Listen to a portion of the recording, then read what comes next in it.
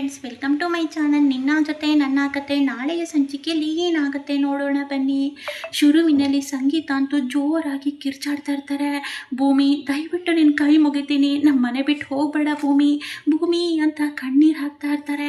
ಆಗ ಶ್ರವಣ್, ನಚ್ಚಿ, ಅಜಿತ್ ಎಲ್ಲರೂ ಕೂಡ ಓಡ್ಬರ್ತಾರೆ. ಅಮ್ಮ ಏನಾಯಿತು ಅಂತ ಹೇಳ್ತಾರೆ. ಆಗ ಇಲ್ಲ ಇಲ್ಲ ಅಜಿತ, ನೋಡೋ ಅಜಿತ, ಭೂಮಿ ಹೋಗ್ತಾ ಇದ್ದಾಳೆ, ತಡೆಯೋ ಅಜಿತ, ನಿನ್ನ ಕೈ ಮುಗಿತೀನಿ ಅಜಿತ, ಭೂಮಿಗೆ ಹೋಗಬೇಡ ಅಂತ ಹೇಳು ಅಜಿತ ಅಂತ ಸಂಗೀತ ಕಣ್ಣೀರು ಹಾಕ್ತಾರೆ. ಆಗ ಅಮ್ಮ ಅಂತ ಜೋರಾಗಿ ಅಜಿತ್ ಕೂದಾಗ ಸಂಗೀತ ಎದ್ದು ನೋಡ್ತಾರೆ. ಇದೆಲ್ಲ ಸಂಗೀತದ ಕನಸಾಗಿರುತ್ತೆ. ಅಮ್ಮ, ನೀನು ಕನಸು ನೋಡ್ತಾ ಇದೆಯಾ, ಏನಾಯ್ತಮ್ಮ ನಿಮಗೆ ಅಂತ ನಚ್ಚಿ ಹೇಳ್ತಾರೆ.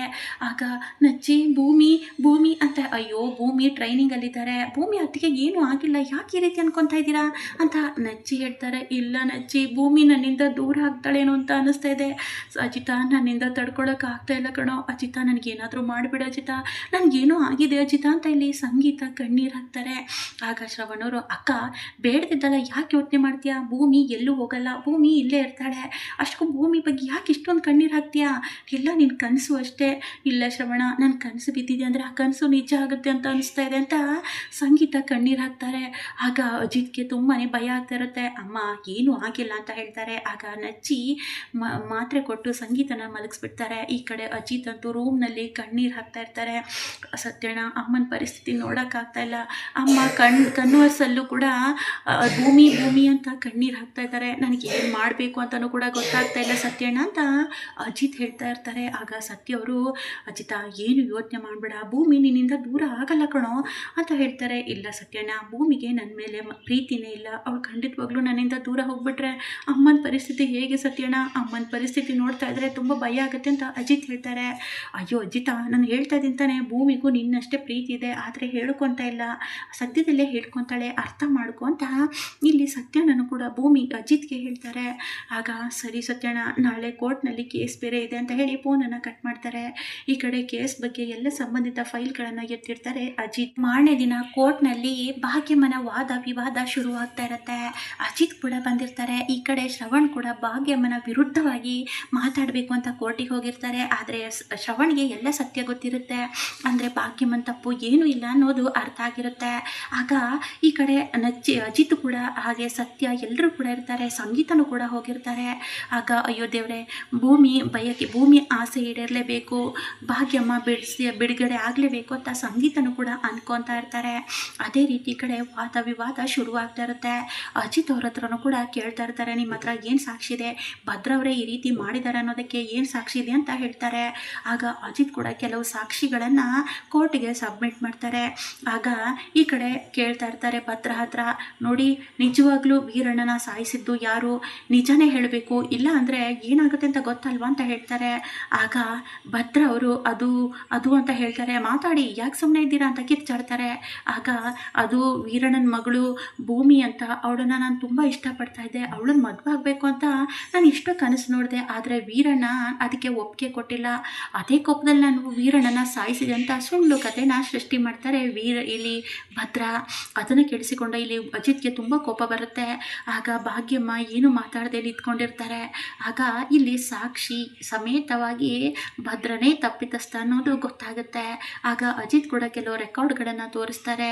ಹಾಗೆ ಶ್ರವಣ್ಗೂ ಕೂಡ ತುಂಬ ಖುಷಿ ಆಗ್ತಾ ಇರುತ್ತೆ. ಆಗ ಜಡ್ಜ್ ಇದನ್ನೆಲ್ಲ ಕೂಡ ಪರಿಶೀಲಿಸಿ ಕೊನೆಗೂ ಇಲ್ಲಿ ಜಡ್ಜ್ ಅವರು ತೀರ್ಮಾನ ಕೊಟ್ಟೇ ಬಿಡ್ತಾರೆ. ಇಲ್ಲಿ ಎಲ್ಲ ಸಾಕ್ಷಿ ಆಧಾರಿತ ಮೇಲೆಗೆ ಈ ಭದ್ರ ಅವರೇ ತಾನೇ ಕೊಲೆ ಮಾಡಿದ್ದೀನಿ ಅಂತ ತಪ್ಪನ್ನು ಒಪ್ಕೊಂಡಿರೋದ್ರಿಂದ ಇವರಿಗೆ ನ್ಯಾಯಾಲಯ 15 ವರ್ಷ ಕಠಿಣ ಶಿಕ್ಷೆ ವಿಧಿಸಲಾಗಿದೆ ಅಂತ ಅನೌನ್ಸ್ ಮಾಡ್ತಾರೆ. ಹಾಗೆ ನಿರಪರಾಧಿಯಾದ ಇಲ್ಲಿ ಭಾಗ್ಯಮ್ಮ ಅವರು ಏನೂ ತಪ್ಪು ಮಾಡಿಲ್ಲ ಅನ್ನೋದು ಸಾಬೀತಾಗಿರೋದ್ರಿಂದ ಅವರು ನಿರಪರಾಧಿಯಾಗಿ ಅವರನ್ನು ಬಿಡುಗಡೆ ಮಾಡಲಾಗಿದೆ ಅಂತ ಹೇಳ್ತಾರೆ. ಅದನ್ನು ಕೇಳಿಸಿಕೊಂಡ ಶ್ರವಣ್, ಸಂಗೀತ, ಅಜಿತ್ ಎಲ್ಲರೂ ಕೂಡ ಖುಷಿ ಪಡ್ತಾರೆ. ಅಜಿತ್ಗಂತೂ ತುಂಬ ಖುಷಿ ಆಗುತ್ತೆ, ಕೊನೆಗೂ ಭೂಮಿ ಕೊಟ್ಟ ಮಾತನ್ನು ಉಳಿಸ್ಕೊಂಡ್ಬಿಟ್ಟೆ ಅಂತ ಖುಷಿ ಪಡ್ತಾರೆ. ಆಗ ಭಾಗ್ಯಮ್ಮ ಬಂದುಬಿಟ್ಟು, ಸಾಹೇಬ್ರೆ ನಿಮಗೆ ಎಷ್ಟೇ ಥ್ಯಾಂಕ್ಸ್ ಹೇಳಿದ್ರು ಸಾಲದು, ನನ್ನನ್ನು ಕಾಪಾಡಿಬಿಟ್ರಿ, ನನ್ನನ್ನು ಜೈಲಿಂದ ಬಿಡುಗಡೆ ಮಾಡಿಬಿಟ್ರಿ, ಎಷ್ಟು ಖುಷಿ ಆಗ್ತಾಯಿದೆ ಅಂತ ಭಾಗ್ಯಮ್ಮ ಹೇಳ್ತಾರೆ.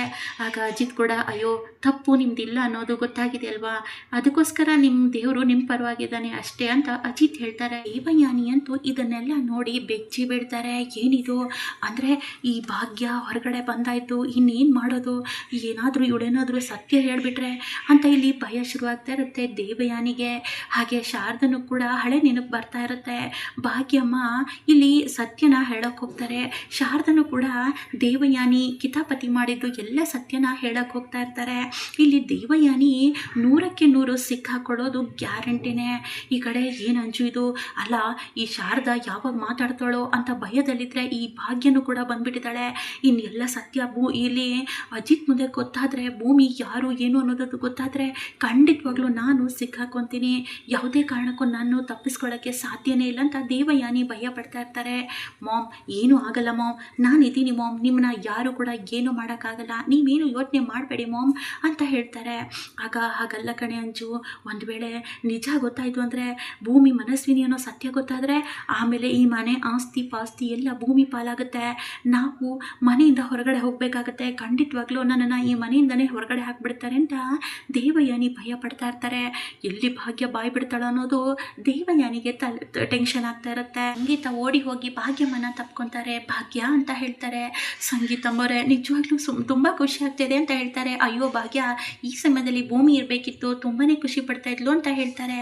ಆಗ ಶ್ರವಣ್ ಬಂದುಬಿಟ್ಟು, ಅಜಿತಾ ನಿಜವಾಗ್ಲೂ ನೀನು ಗ್ರೇಟ್ ಕಣೋ, ಕೊನೆಗೂ ನೀನು ಒಳ್ಳೆಯದನ್ನೇ ಮಾಡಿಬಿಟ್ಯಾ, ಕೊನೆಗೂ ನೀನು ಹೋರಾಡಿ ನ್ಯಾಯದ ಪರನೇ ಗೆದ್ದಿದೆ, ತುಂಬಾ ಖುಷಿ ಆಗ್ತಿದೆ ಕಣೋ ನೀನು ಹೋರಾಟಕ್ಕೆ ಅಂತ ಶ್ರವಣ್ ಇಲ್ಲಿ ಆಲ್ ದ ಬೆಸ್ಟ್ ಹೇಳ್ತಾರೆ ಅಜಿತ್ಗೆ. ಅಯ್ಯೋ ಮಾವ, ಅದ್ರಲ್ಲಿ ನಂದೇನಿದೆ, ಅವ್ರು ತಪ್ಪಿಲ್ಲ ಅನ್ನೋದು ಸಾಬೀತು ಮಾಡಿದ್ದೀನಿ ಅಷ್ಟೇ ಅಂತ ಅಜಿತ್ ಹೇಳ್ತಾರೆ.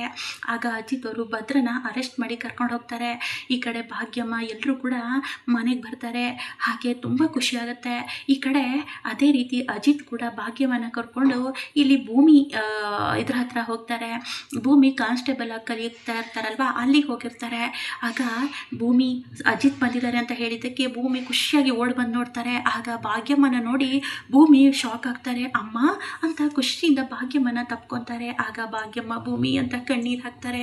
ಭೂಮಿ, ನಾನೀಗ ರಿಲೀಸ್ ಆಗಿ ಬಂದಿದ್ದೀನಿ ಅಜಿತ್ ಸಾಹೇಬ್ರಿಂದ, ನಾನು ಹೊರಗಡೆ ಬಂದುಬಿಟ್ಟೆ ಅಂತ ಭಾಗ್ಯಮ್ಮ ಹೇಳ್ತಾರೆ. ಏನು ಮಾತಾಡ್ತಾ ಇದೆಯಮ್ಮ, ನೀನು ಹೇಳೋದು ನಿಜನಾ ಅಂತ ಇಲ್ಲಿ ಭೂಮಿ ಕೇಳ್ತಾರೆ. ಹೌದು ಭೂಮಿ, ನನಗೂ ನಂಬಕ್ಕಾಗ್ತಾ ಇಲ್ವಲ್ಲ, ಇದಕ್ಕೆಲ್ಲ ಕಾರಣ ಅಜಿತ್ ಸಾಹೇಬ್ರು ಅಂತ ಇಲ್ಲಿ ಭಾಗ್ಯಮ್ಮ ಹೇಳ್ತಾರೆ. ಆಗ ಭೂಮಿ ಹೋಗ್ಬಿಟ್ಟು, ಥ್ಯಾಂಕ್ಸ್ ಸಾಹೇಬ್ರೆ, ನಿಮ್ಮ ಉಪಕಾರನ ಯಾವುದೇ ಕಾರಣಕ್ಕೂ ಮರೆಯಲ್ಲ ಅಂತ ಹೇಳಿ ಅಜಿತಿನ ಗಟ್ಟಿಯಾಗಿ ತಪ್ಕೊತಾರೆ. ಆಗ ಅಜಿತ್ಗೆ ತುಂಬಾ ಖುಷಿಯಾಗುತ್ತೆ. ಕೊನೆಗೂ ಕೊಟ್ಟ ಮಾತನ್ನು ಉಳಿಸ್ಕೊಂಡ್ಬಿಟ್ರಿ, ಆವತ್ತೇನೋ ನಿಮ್ಮ ಮೇಲೆ ತಪ್ಪಾಗಿ ತಿಳ್ಕೊಂಡು ಏನೇನೋ ಅಂದ್ಬಿಟ್ಟೆ, ದಯವಿಟ್ಟು ಕ್ಷಮಿಸಿ ಸಾಹೇಬ್ರೆ ಅಂತ ಭೂಮಿ ಹೇಳ್ತಾರೆ. ಆಗ ಭೂಮಿ ಪರವಾಗಿಲ್ಲ ಅಂತ ಅಜಿತ್ ಹೇಳ್ತಾರೆ. ಕೊನೆಗೂ ಈ ಕಡೆ ಅಜಿತ್ ಭೂಮಿ ಒಂದಾಗ್ತಾರೆ. ಭಾಗ್ಯಮ್ಮ ಕೂಡ ರಿಲೀಸ್ ಆಗ್ತಾರೆ.